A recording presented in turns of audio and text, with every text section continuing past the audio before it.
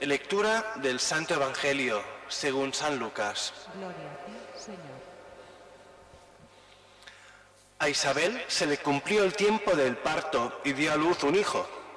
Se enteraron sus vecinos y parientes de que el Señor le había hecho una gran misericordia y se alegraban con ella. A los 8 días vinieron a circuncidar al niño y querían llamarlo Zacarías, como su padre. Pero la madre intervino diciendo: no, se va a llamar Juan. Y le dijeron: ninguno de tus parientes se llama así. Entonces preguntaban por señas al padre cómo quería que se llamase. Él pidió una tablilla y escribió: Juan es su nombre. Y todos se quedaron maravillados. Inmediatamente se le soltó la boca y la lengua, y empezó a hablar bendiciendo a Dios. Los vecinos quedaron sobrecogidos, y se comentaba todos estos hechos por toda la montaña de Judea. Y todos los que lo oían reflexionaban diciendo: pues, ¿qué será de este niño? Porque la mano del Señor estaba con él. El niño crecía y se fortalecía en el espíritu, y vivía en lugares desiertos hasta los días de su manifestación a Israel. Palabra del Señor. Gloria a ti, Señor Jesús.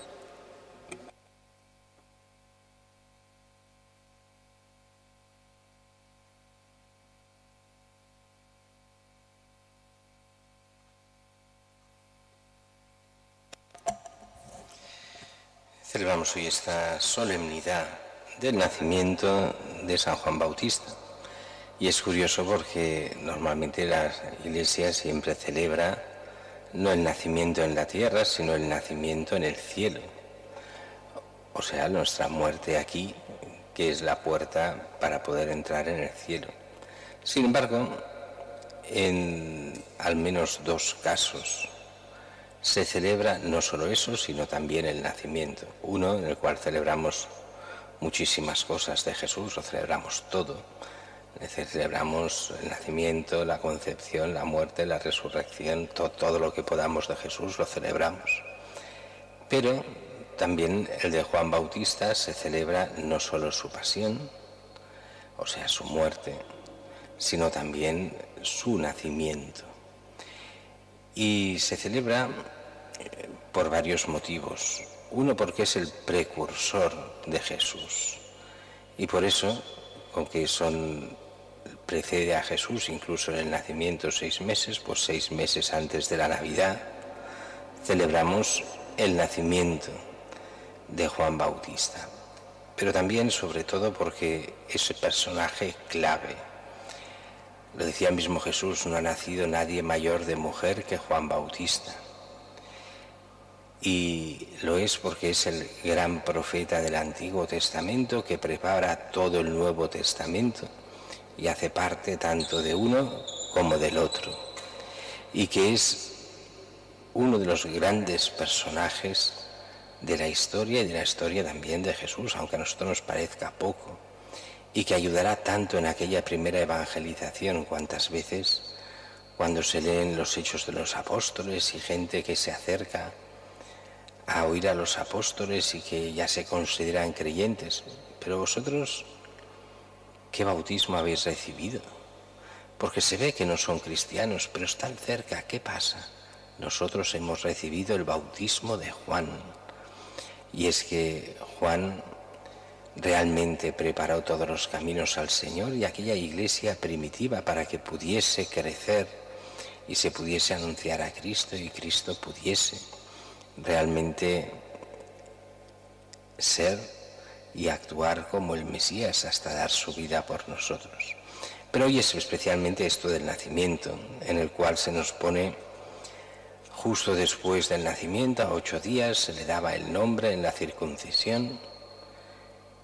Y viene el gran problema. Bueno, primero se nos dice, y esto es importante, vio el pueblo, vio la gente que se había hecho con la familia.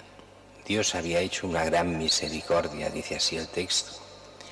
Y después dice que van a poner el nombre, esto es la gente que va a ver a la familia de Zacarías, de Isabel, ella que es, nos dice anciana. ¿Qué quería decir anciana en aquella época? Pues no me atrevo a decirlo, pero el caso es que ya no podía tener hijos y recibe este don, esta misericordia de Dios de ser madre.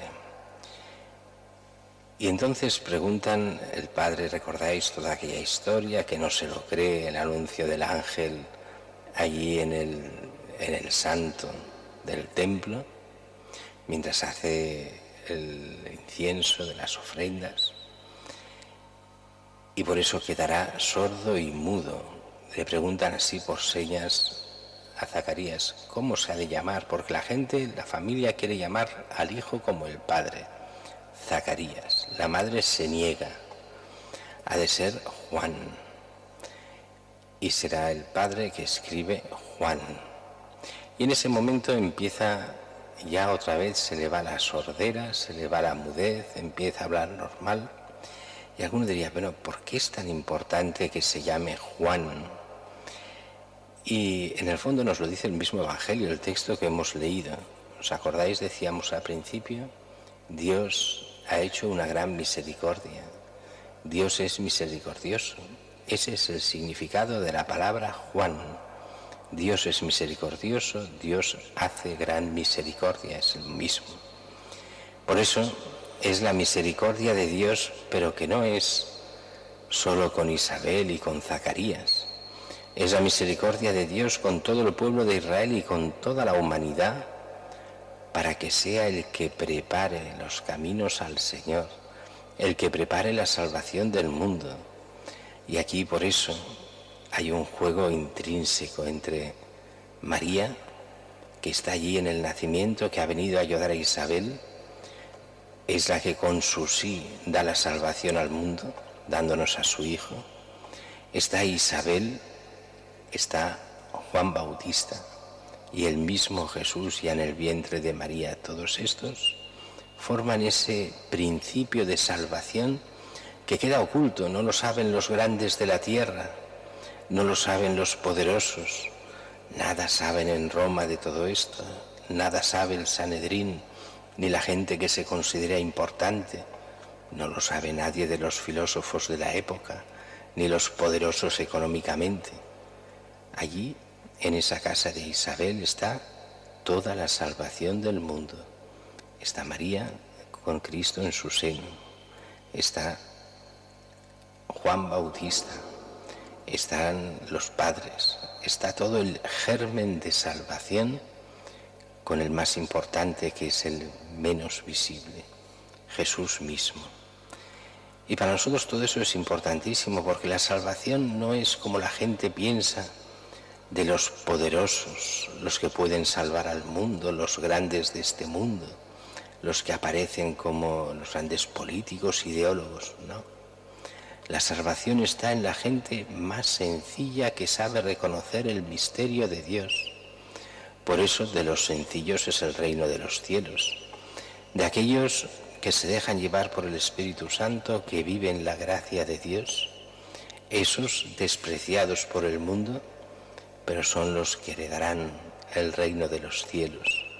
Y Juan es ejemplo de ello y nos lo enseña muy bien.